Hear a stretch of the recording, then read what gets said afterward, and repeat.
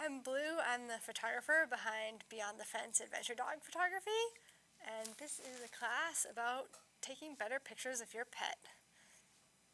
So, a little bit about me. I have a bachelor's degree in photography, and after I graduated, I worked as a wedding photographer full-time.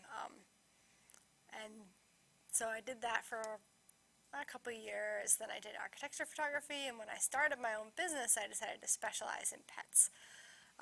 And I photographed all sorts of pets. I've done dogs, cats, horses, baby goats, geckos, bunnies, everything.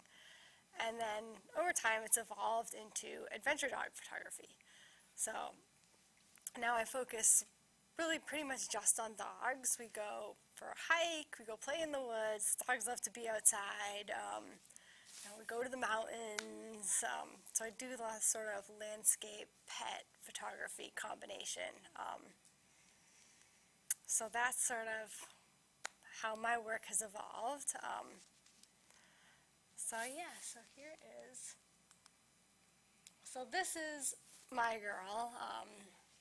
And it's Iris, my Australian Shepherd. So she was really the inspiration behind my work. I started out just doing pictures of her, just, like any pet owner does. I was just doing pictures of her sleeping on the couch or playing in the living room or going for a walk.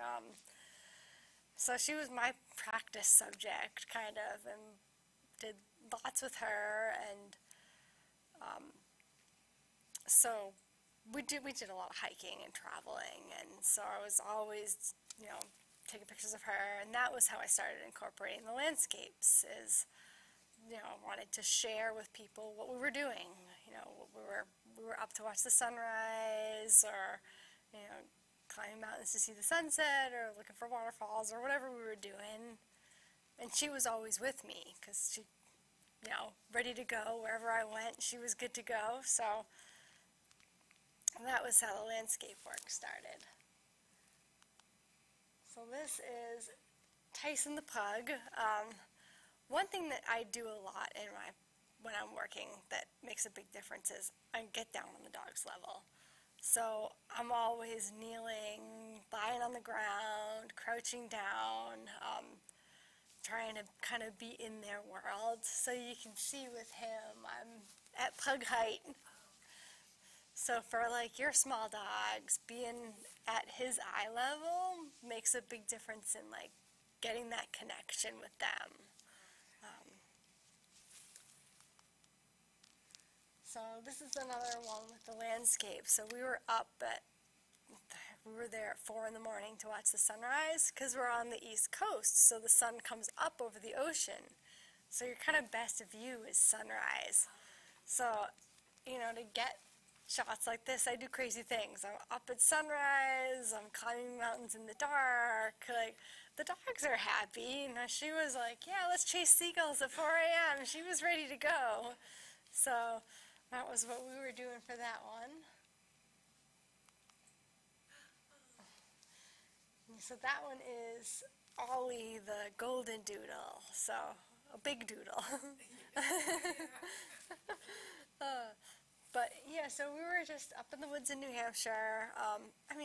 With these ones, I just let them be dogs, I let him run around on the trail until he was tired and figured it was time to sit.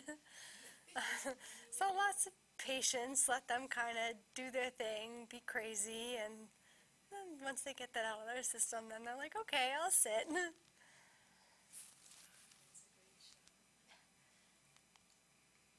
So these guys, so it was a little bit of their mom is a professional trainer.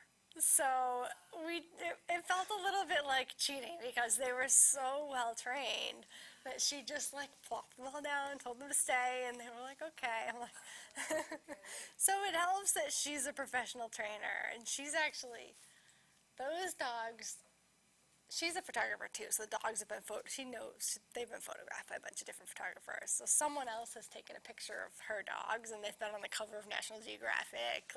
They're the most photographed dogs. But yeah, we took them hiking, and you know, like for that you have to like go places, which is the great thing about dogs is like, you know, the only way you're going to get the big epic mountainscape is by driving up to New Hampshire and finding the mountains, and the dogs are happy to do it. Something that I love about dogs. You know, wherever you're going, they're going. I know. I've had people say that. I'm like, did you Photoshop the dog in? I'm like, no, we hiked all the way there. Yeah. Yeah, so this one's up in New Hampshire, and this one, so for shots like this, a lot of times I'll take 2 photos so that I can Photoshop out the person. Like for the dog's safety, because she is right near the waterfall. Her owner was actually right next to her. Yeah, her owner was right next to her, and she was on a leash. Just, I mean, and it's a little bit deceiving too, because the rock is actually further away from the waterfall than it looks in the photo, because the rock is kind of blocking sort of more land behind it. So it looks like she's more at the edge than she actually is. But yeah, her owner was right next to her, and so where I take 2 photos, I can edit out the owner. So it makes it a little bit easier for that sort of shot, just for safety, because safety is really more important than any photo.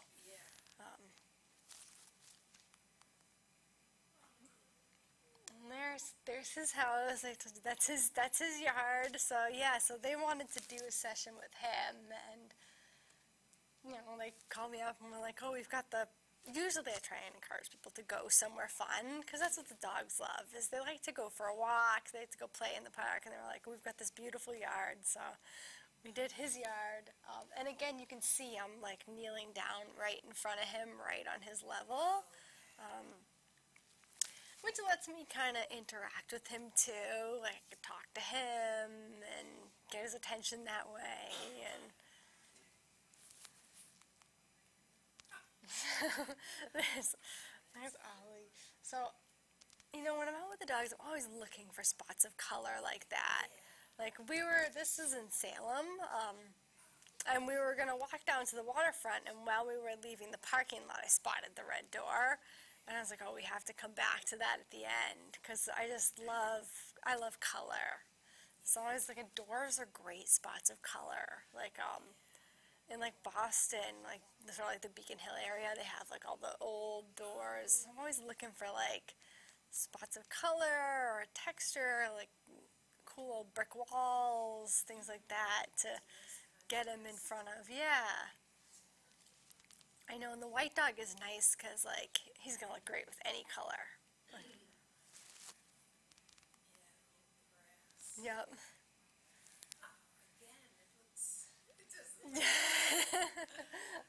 So this one I did on, do you know Castle Island in Boston?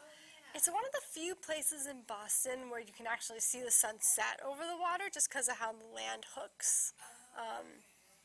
So, and it's kind of it's a great spot for a walk too. It's like super dog friendly, like, the parking is free, which is really nice, which is unusual for Boston too, is they have like a big free parking lot. So, and you take a walk like right on the water. It's a great spot. So, and then you can watch the sunset over over a little harbor. Yeah, it's neat. So, do that. So this guy, I do a lot of work with rescue groups. So he was a foster dog for a rescue group. And the fosters are always the most challenging because they don't, some of them haven't lived in a home, so they don't necessarily know their name or know, like how to interact with people.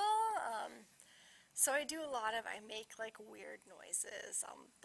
I'll whine like a dog, I'll chirp, if you're, like, in the shower, practice making weird noises, because then they'll be like, ooh, what's that? And that's how you get the head tilt. And they're like, what are you doing? Yeah, so I make all sorts of, like, whines and chirps and whistles, and, yeah, I'll do it when I'm in the shower, because, like, no one can hear me making weird noises, so it's okay, yeah.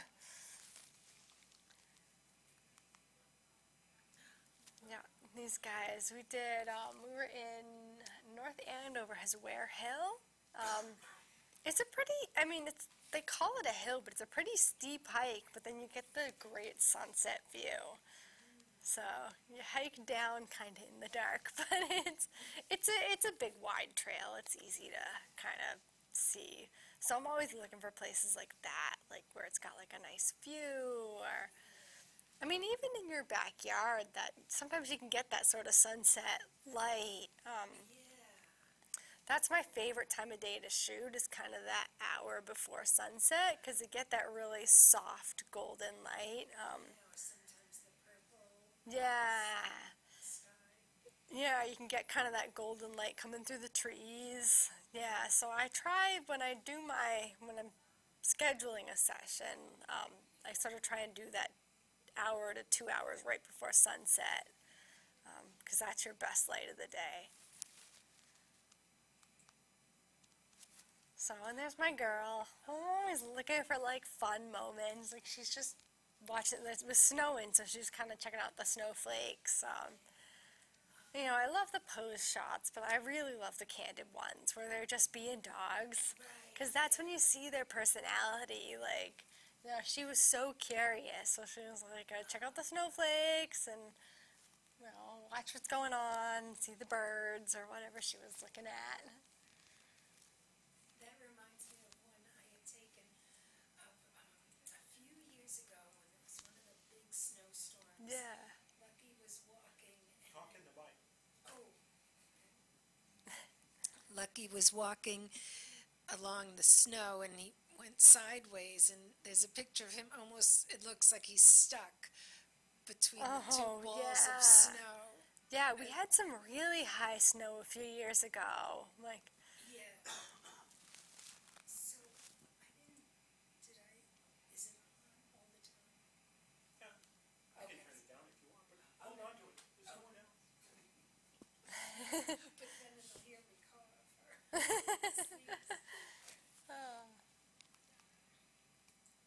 All right, so understanding pets. They do crazy things. Like, they're not predictable, which I think is the fun part, Like, I had her all set up, and she's like, oh, what are you doing? Puts her nose right there to just, what's going on? They always make me laugh. So for dogs, I always give them time if I'm bringing them somewhere new, or if, I'm a new person. So I let them check out all the smells. I let them see where we are. If I've taken them to like a park or somewhere, they've got to sniff. They've got to see what the other dogs are doing, what the people are doing. So yeah, and I always pay a lot of attention to their body language. Like you can, you see whether if they're loose and wiggly and happy, they're having fun. If they're tense, then you can either give them more time to walk around, or I always bring food. I like to pay my models. I always bring food and bring toys. So if they need to throw a ball for a few minutes to get relaxed, or have a few treats to realize that we're doing something fun. So definitely, it shows in the photos whether they're relaxed or tense. And watch your body language. So our dogs are so in tune to us. They're so in tune to our emotions that if like things are going wrong and it's not working the way you want it to do, they feed off of that. And if you're stressed, they're stressed. So, if you have a moment where they're rolling in the mud and you just had them groomed and, and then all of a sudden you're upset, and then just take a few minutes, take a deep breath. Maybe the mud photos are fun. That's part of their personality too. I've had that where they're like mud up to their elbows, and it's like, all right, that's what you wanted. That's who you are as a dog. And patience, patience, patience. really, that's the biggest part of it, is just waiting for that moment when they put their ears up. They only have to have, I love their ears up. I think they look happier with their ears up, but they only have to be up for a second. You know, so if you're ready for that second, for them, you know, and that's where I do a lot of weird noises too, to get that 1 second of like, yeah, yeah.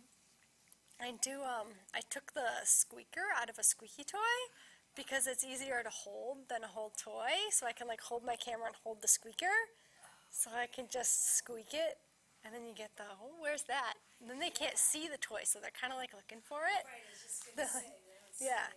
yeah, like, where is it? What's that? Yeah. I think you might have done that at the, Yeah, I do squeaker, yep. Yep, whine like a dog is one that gets a lot of head tilts. They're like, because they like, are you a dog? Like, is there a dog here? That's my favorite for getting that head tilt, is to whine like a dog. Yep, control the treats and noises. So once they've heard a noise several times, then it's boring. So I try to only do it when I'm like ready to take the photo. Like once I'm ready, once I know the dog is ready, that's when I'll use the noise.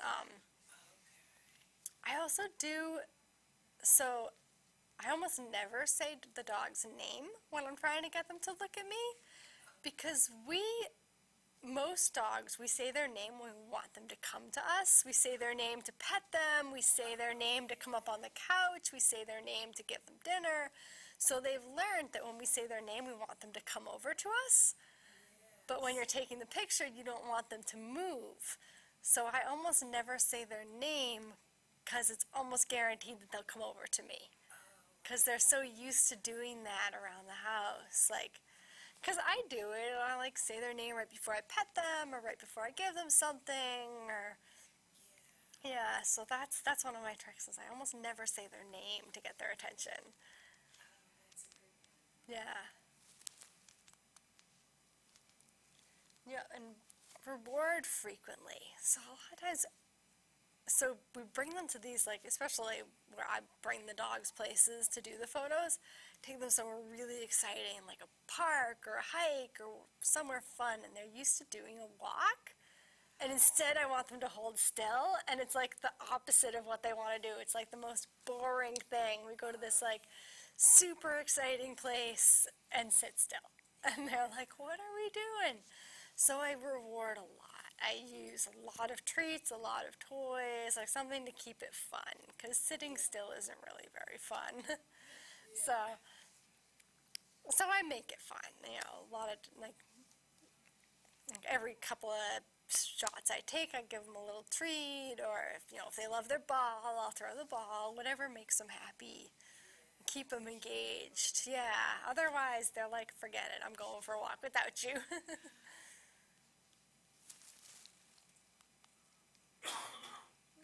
And that's the same thing. I do sort of alternate between wanting them to pose and then doing sort of candid, playing, running shots. So they kind of go back and forth between the two. So they're not just sitting still, sitting still, sitting still. Otherwise they're like, forget it, why are we doing this? I feel like that's where you kind of get the ones that like look kind of sad every time you take out the camera. They're like, you want me to hold still again? I'm like, I want to go for a walk and run in the woods, not sit still. Yeah, and what was it? The playing is a good picture too. Yeah, oh yeah, I love the playing, because that shows their personality, I think, when they're, running with their toy and their ears are kind of going everywhere, and, So cats, so I don't do much. Cats are so different than dogs. I feel like when you do cats, you almost have to be like the paparazzi. Like, you have to follow them around because it's very on their terms. Like dogs, you can kind of like coax them into doing what you ask them to do. They're like, if you've got treats, if you've got toys, if you're doing something fun, dogs are happy. Cats are like, yeah, whatever. I'm gonna go sit on the cat tree. I'm gonna, go over here. So I just let them be cats, let them do their thing. So yes, once you scare a cat, it can take so long for them to come out. So I'm always really calm, really quiet, really slow with cats. Let them warm up to me. So yeah, use their environment. If they want to be on the cat tree, they could be on the cat tree. If they've got a favorite bed, and it works for dogs too. If they've got their favorite bed, then I let them be in their favorite bed. Because I think that's part of their personality too. It's like, they've got like their favorite spot to watch out the window, or, you know. Yeah, with cats, movement is better than sound. Usually dogs' noises will get their attention. With cats, movement gets their attention. Although I have a friend who has a greyhound now, and he's like almost like a cat, where I can say his name, I can bring treats, I can bring toys, and he like doesn't care. If I toss something, he'll look, because he's that sight hound. So that can be a good trick too if you have a dog if your dog is just not looking at you. I'll take like whatever I have in my pocket. If I've got a pen in my pocket or whatever, I'll just like toss it up in front of me, and they'll like catch the movement out of the corner of their eye, and they'll be like, oh, what was that? And then they'll look right at you. So like my camera, I always have my lens cap in my pocket. Like throw the lens caps. I lose my lens cap in the park. But it gets their attention, and it works. Yeah, that's what matters. Yeah, novel toys are great for both cats and dogs, because if it's new, it's interesting. If it's the same ball they've been playing with for weeks, they're like, whatever, it's my ball. Yeah, something new is a great way to get them to, like, check out what you're doing, because they're curious. So yeah, and watch ears and tails, which both cats and dogs, like they tell you, you can tell kind of how they're feeling by their ears and their tails. Like, if the cats, if they're like flicking that tail back and forth, they're like getting a little stressed, a little nervous. But yeah, so she wanted to be on top of the cat tree, so just kind of made it work. Let her do her thing, and that's kind of who she is anyway. That's her queen of the house spot. So other small pets. So I do, like, with the small pets, like a lot of times they're like guinea pigs, rabbits, geckos. A lot of them, they're prey animal species, which makes them more nervous. Like, if you lean over them, you'll scare them. The bunnies will get a little nervous. So Ryan's really gentle, quiet. Keep in mind that they're intimidated by big sort of predator monsters in their minds. So yeah, so one great way to keep them in place, it actually works great with dogs too, is to put them in something or on something. So like I'll put dogs up on a park bench. I'll put small animals in a basket. Like they'll kind of like it gives them like a clearer like place to stay if you put them like on a bench or like on a big rock or something like that. Like they're like, oh, okay, I'll stand on this thing. I got it. I get it now. This is what you wanted. And little pets move fast. They don't stay like a dog does. So be ready. They're going. Yeah, there was my dog the other day. He loves looking out the window and pushing the curtain. So I was coming home and he was a great Yeah. But then as I approached him to take the picture, he like ran to the door. Yeah, that like split second. Yeah. Yeah, so there's the bunny. And again, like, I'm down right on the floor with him, like right at his eye level. You know, I think I had my elbows on the floor because they're so little. Just to get that sort of connection with them. You know, it does make a big difference. Yeah, I like doing a little bit different than the dogs. They're kind of fun to work with. So here's the gecko. So that one's actually mine. But you can see I put her up on this stick. Just put the stick on like the coffee table and put her up on it. And that, like, because it's like, she's like, oh, okay, I can sit on this thing. You know, the geckos they're arboreal. So for her, they're arboreal, so they live in trees. So they like to be up. They feel safer when they're up because that's in the wild, they live up in trees. So it's super easy to keep them in one spot if you just put them up on something. So it's just knowing their personality with any pet, like what makes them comfortable, what makes them happy.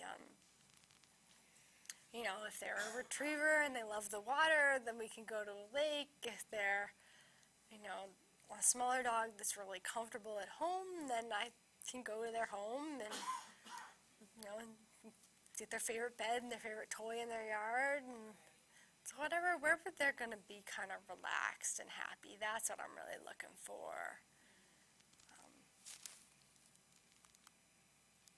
So techniques and posing. So talk to them. You know, I'm talking to the dogs the whole time. Like, you know, talking in a happy voice. Like, are you ready?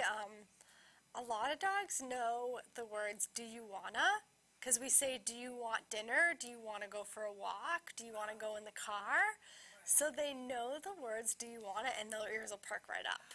They're like, do you want to go? Are you ready?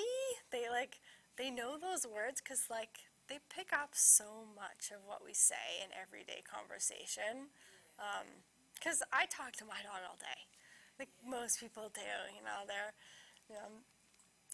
so they learn those, like, the fun words. Do you want to go for a walk? Do you want dinner? So yeah, do you want to? A lot of them know.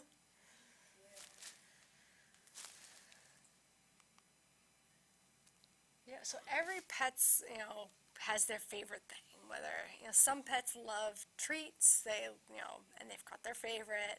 Some pets, like, love their ball. I've had dogs that don't care about treat, but that ball, like, if I've got that ball, that's their whole world. Or like the greyhound, where it has to be something moving, or he just doesn't even notice it.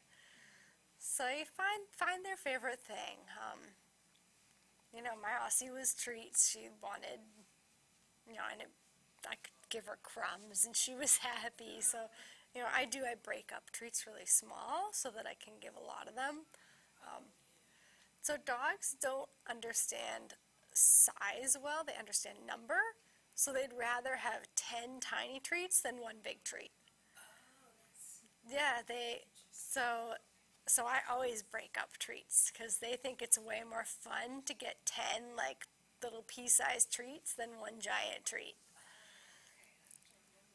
Yeah, yeah, it's good for every day too. I'm like, all right, you know, yeah, the lots of little treats is way more exciting for them.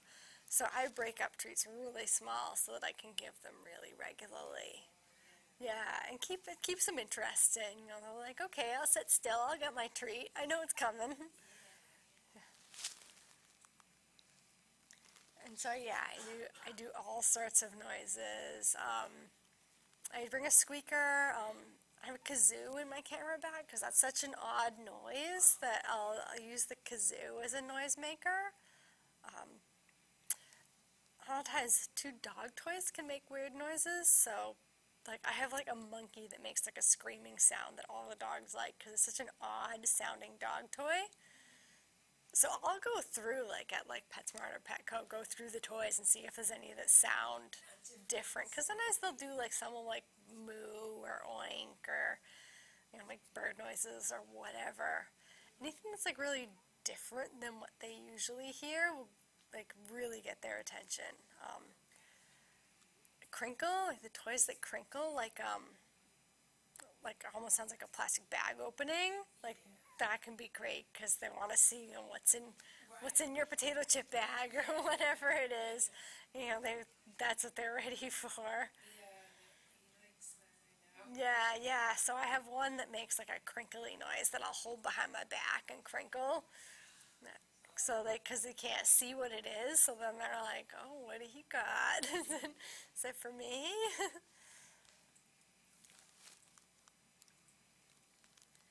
And yeah, I am, as much as I use noises, I am careful not to overuse them. Like you can only squeak a couple times before they figure it out, or crinkle a couple of times before they learn that it's not the potato chip bag. Yeah. But that's why I have so many different ones. That's why I have like all the different noises that I make, and I have the squeaker, and I've got the crinkle noise, and I've got the kazoo, so I can keep switching it to keep it different. Yeah, yeah.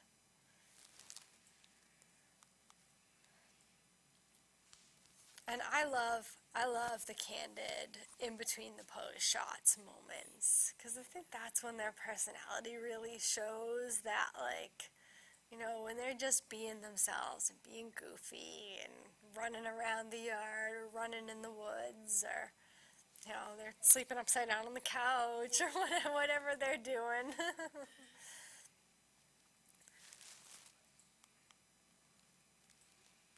And they're always moving, like you were saying, where he was in the window and then he wasn't there. Sometimes you only get a few seconds where they're in that perfect spot, and then they're on to the next thing. They're ready to go chase squirrels or whatever they're ready for that day. So there's puppies. Puppies are so much fun because they haven't heard that many noises compared to an adult dog. So every noise is new, and every noise gets that head tilt because they're so curious about everything. But it is like they've never heard a squeaky toy before necessarily, or they've never heard that crazy cow noise toy and whatever it is that I have. So there. Yeah. Yeah, he was for a rescue group. They had a litter of puppies that were in a foster home, and I did all their puppy photos, so that was fun. So we brought all the puppies out in the yard. Yeah, the puppies are really fun. I mean, they have their own challenges because they don't know sit or stay or anything, but everything is new to them, so everything is interesting. So that's fun. So that's the greyhound. Yeah, so that's Dodger the greyhound. He's it's that angle gives him that really, because they're so long. Like everything is so long. I have other pictures of him in here too. I think you'll see he's not quite that goofy looking usually, but yeah, I had some food for him, and he was just like ready to come. He come right up to my camera, and yeah, I mean they're kind of strange looking dogs a little bit. The greyhounds, they have like the long legs and the long nose, and so. But yeah, yeah. So I love anything where you can get that like connection with them, like looking right in the camera. So, and there's we were throwing his ball, and he was, running all around the yard with the ball, and he was getting tired, so he just, like, flopped down in the grass with his ball, and I grabbed that shot. But that's just the be ready, those kind of in-between moments are a lot of times my favorite. Like, I mean, the playing ones were really fun, but he just, like, picked the perfect spot with that red tree, and, yeah.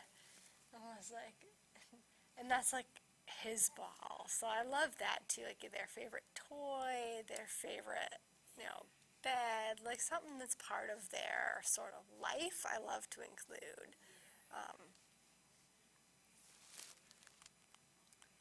So different viewpoints. So on the pets level is most of the time when I'm shooting, I'm either kneeling or even lying down on the ground, depending on how tall the pet is. So I'm almost always right at their height. So yeah, so I wear jeans and a t-shirt, and I'm covered in mud and grass stains and hair and slobber by the end of it, but it's worth it. And, you get those shots. Yep, yep. And the dogs don't care what I look like. They're covered in mud and grass stains too. So, yeah, so I do experiment like the Greyhound one, but there's another one in here where I like to look right down on them, have them look up. It's very cute. It's very sweet. So I do either very low or very high angle. Can be kind of different. There's a few examples too. So this is the right at eye level kind of look, which is really my favorite, is the right at eye level. But this is a looking down, which is also really cute. Kind of, that's how we see them a lot, is they're kind of at our feet looking right up at us. So that's a really kind of high angle looking right down at him, which is, I like that too. And I look for like interesting backgrounds for that, so like the brick or like cobblestone or like bright green grass or a little garden with flowers, something interesting. So, and this is really low, so they were up on this rock and I was actually down even lower than them looking up, which is how I got the trees behind them to get that green. And part of it too is they were like, "What are you doing down there?" Like you can see them kind of like looking at me like, why are you down there?" you know, which is kind of fun too, because you get that really curious expression, like why are the people being so crazy today?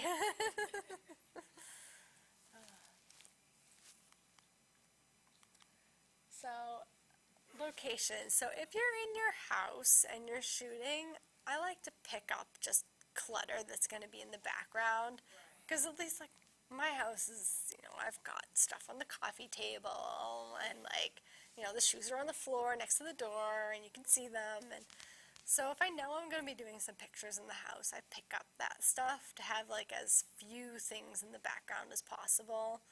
So I'll grab, my papers off the table, my pencils, and, just neaten it up.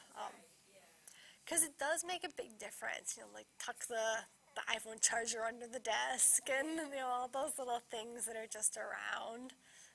That you don't even notice because it's your house and it's just, you live there and you're used to it, but they show in the photo, and it does, yeah, it makes a big difference if you can pick up anything that's distracting, so that it's really just all about the dogs.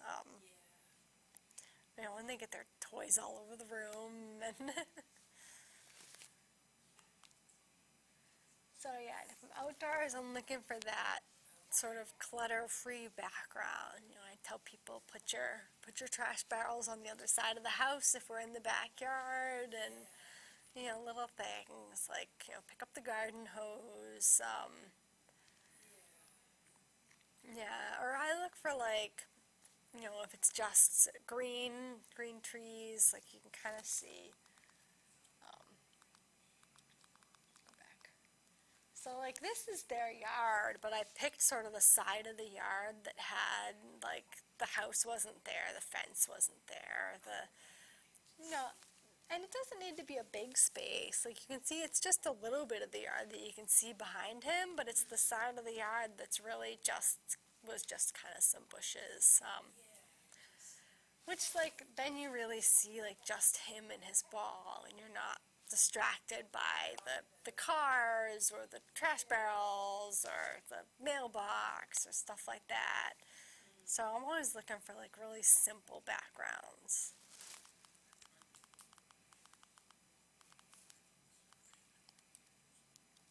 And pay attention to the sun. So I like to have the sun behind me. That's how you get kind of the like for these guys, you can kind of see that light in their eyes.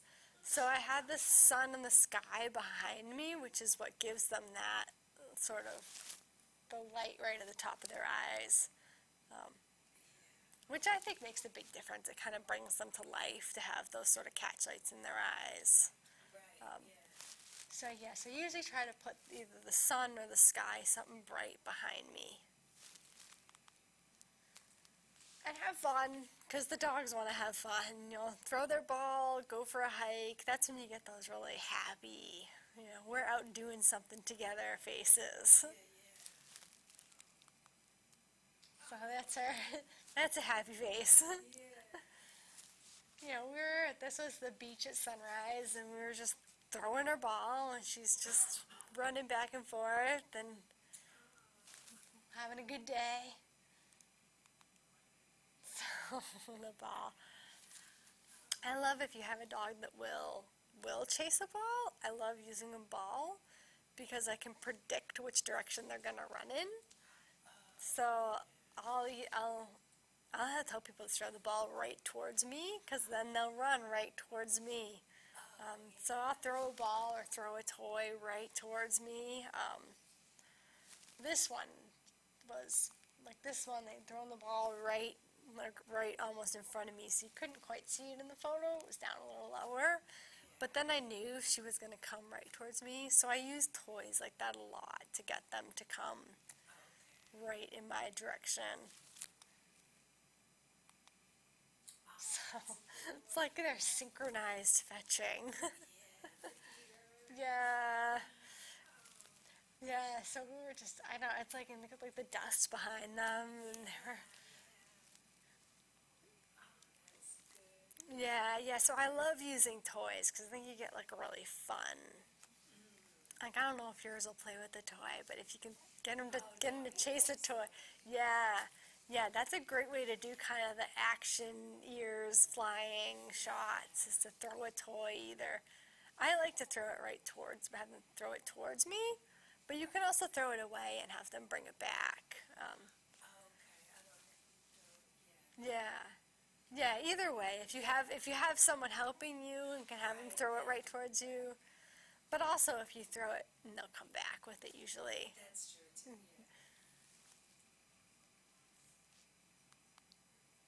So, leashes. So I do use leashes a lot for safety. So most of my photos, you'll see, you don't see the leash. Many of the dogs in the photos are actually on a leash, and I edit it out. Just where I'm taking the dogs to places that they're not familiar, and it's, you know, if we're in like Boston, there's lots of traffic, or, you know, like the dog that was at the top of the waterfall. I want to keep them safe, so I do use leashes a lot. They're a great tool. For me, they help keep the dog in one place. You know, I'll clip the leash to like a fence post, or, you know, it's a great way to kind of get the dog to look at you, is to clip the leash to like a fence post and then step further back. And then they'll try to come over to you, but the leash will stop them. So then they'll be standing there. They won't be able to come right up to the camera. So I do use that as a trick, especially if you're in a place where you know it's safe enough to just tie their leash to like a fence or a post or a tree or something. And keep them from coming like right up to you, because that's what they want to do, especially like as soon as you kneel down on the ground, they're like, oh, pet me. So it'll just hold them back a little bit. So do that with the leashes. And they like understand leashes, like they know, like, you know, when you take the leash off, they think it's playtime and they want to like run around like crazy. And when you put the leash on, they're like, oh, okay, I have to walk nice, and you know, you can kind of guide them with the leash. So leashes are a great tool to kind of help the dogs understand where we want them to be. So you can see, like, this is the before. I mean, this one was a more, usually I don't like to have the person's legs in there. Usually I have them step further back and just have the leash. But if you have a dog that's pretty good too, a lot of times you can hide the leash behind them so that you can't see it as much. This one just, I did a whole bunch of shots of her, and it just happened to be the one where her expression was the best, is the one that he was standing in. But I just loved her face in this one. Like, she just looked so happy with her ears up. So I did the little bit of extra editing work to take him out, because the expression matters. You want to see that big smile. Get that happy face. So there's the greyhound. So he's not as crazy looking as he was in that other one. But this one is a good example of how I'll take 2 photos. So it lets me edit out the person, because I can take sort of the building from the other one. So it lets me cheat a little bit and get that.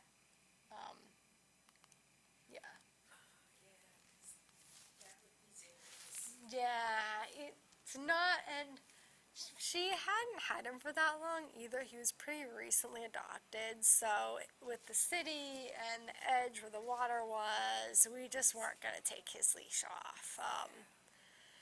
And for a shot like that, it's really hard to Photoshop the buildings without having, sort of the base image without the person in it.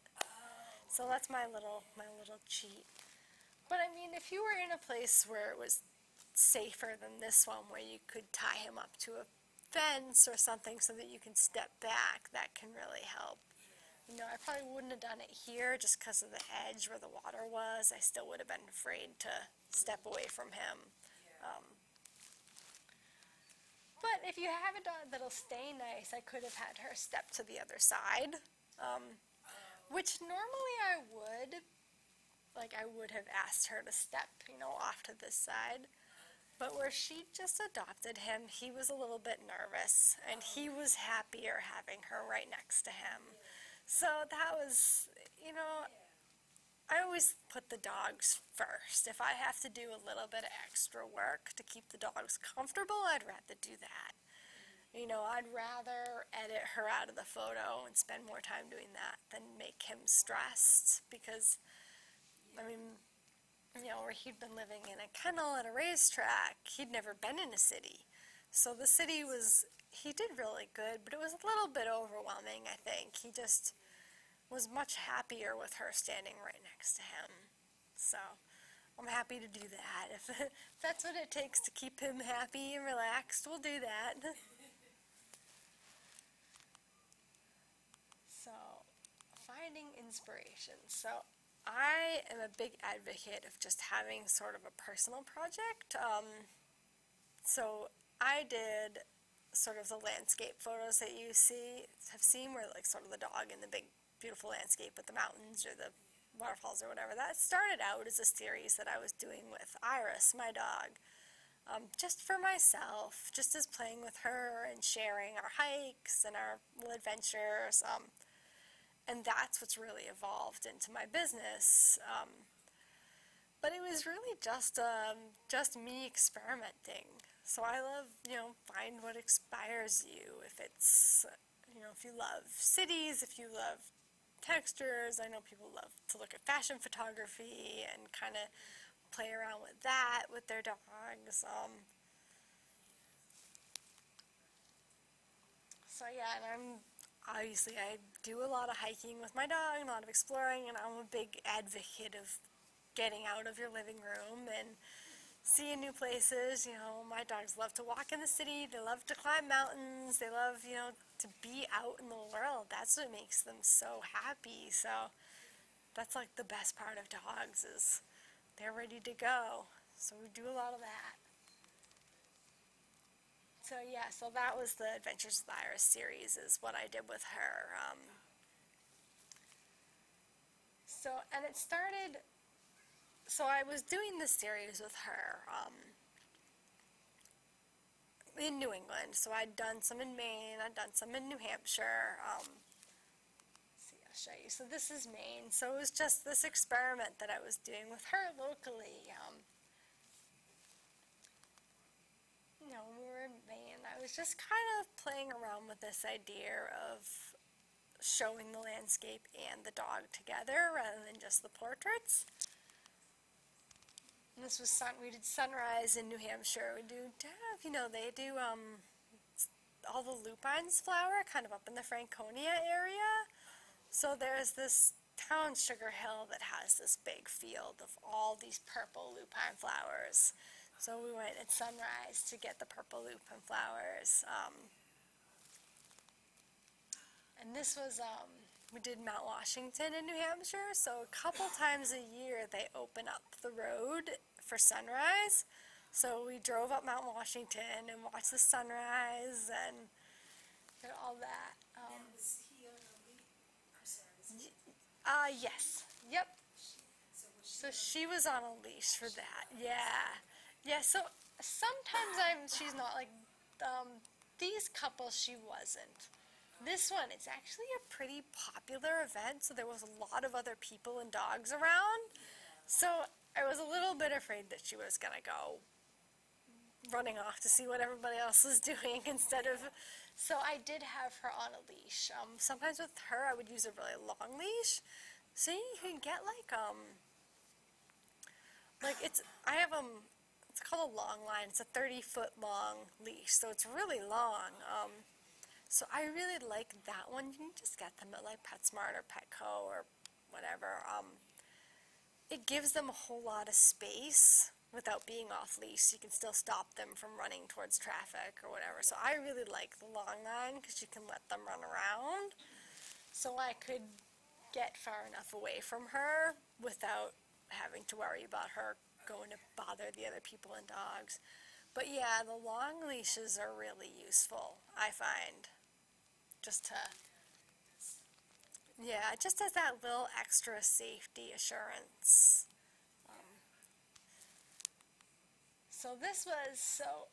When Iris was diagnosed with cancer, I'd been doing this series with her a little bit, and I decided that I wanted to finish this series of photos with her. So I packed her up, packed up the car, and we drove across the country and did landscapes all the way to the Pacific Ocean and back. So, I mean, it's one of the best things that I've ever done to just make that time for her. And I think this, to get that experience of, seeing new places, and so it was just this sort of silly little series that I started doing just for fun on my own, as just me playing with my camera, that turned into this whole big thing where we, saw the whole country together. So you never know where your little experiments on your own will take you. It started out just taking pictures of her in my living room, and then, here we are in Oklahoma, and so that was, we did Colorado, we did, just play with it and see where it goes.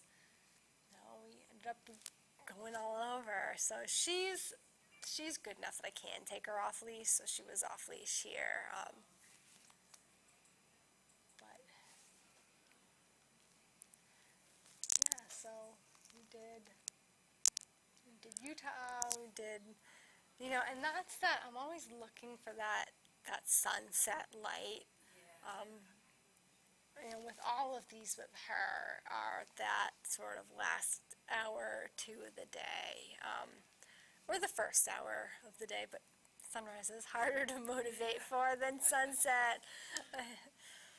It's gotta be a special day for sunrise, but sunset you can usually catch, and it does make a difference. You can see that kind of golden light coming through.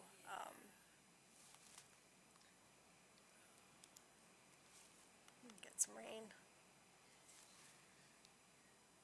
and yeah, we were just out, wandering around and happened to catch the rainbow. So that's just be out in the world, and that's how you see things like that. If we'd stayed in our living room, we wouldn't have seen it. So, yeah, the best way to see things like that is to just be out and experiment.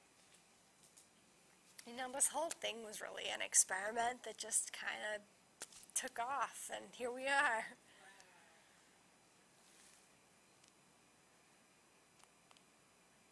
So that is it. So do you have any questions? Yeah, well, I Yeah. had a couple I wrote down. Yeah. In the microphone. You seem so knowledgeable about dogs' Yeah. behavior. Did you study the dogs, or just from being Most around? of it's just really just my own experience. So actually, when I was in high school, I thought I wanted to be a veterinarian. So I worked at a vet clinic, which got me a lot of animal experience. Yeah. Okay.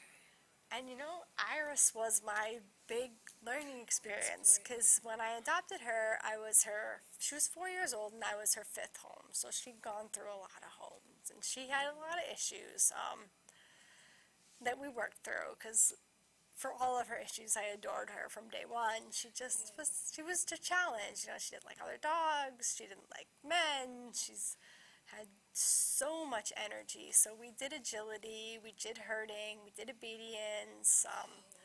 So I did a lot of training with her. I worked as a dog walker, which gave me a lot of experience handling a lot of different dogs.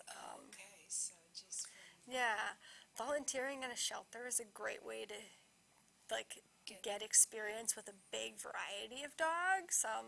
So that's why I love doing the foster dogs. I photograph the foster dogs because I get such a big range of different personalities and sizes, and whether they're outgoing or shy. Or that's a great way to kind of learn about dog behavior. And okay, because Yeah. you certainly know a lot.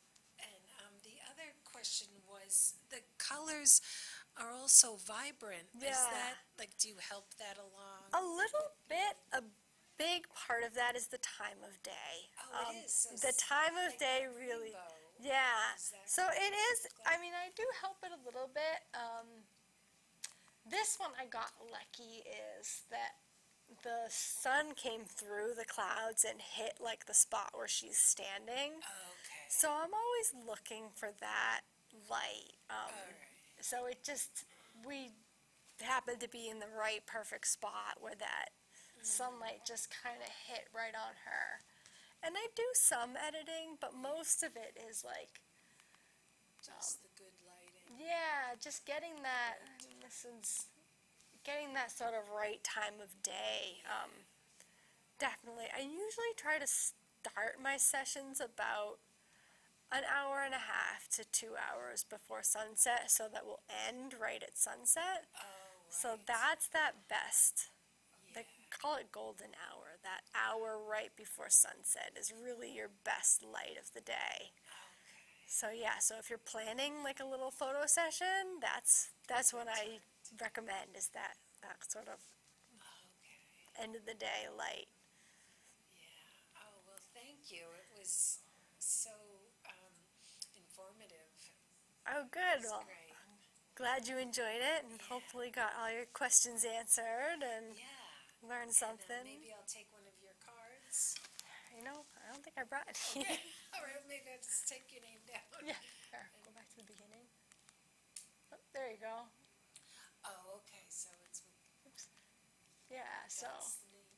Beyond the Fence Adventure Dog Photography. Okay. It's me.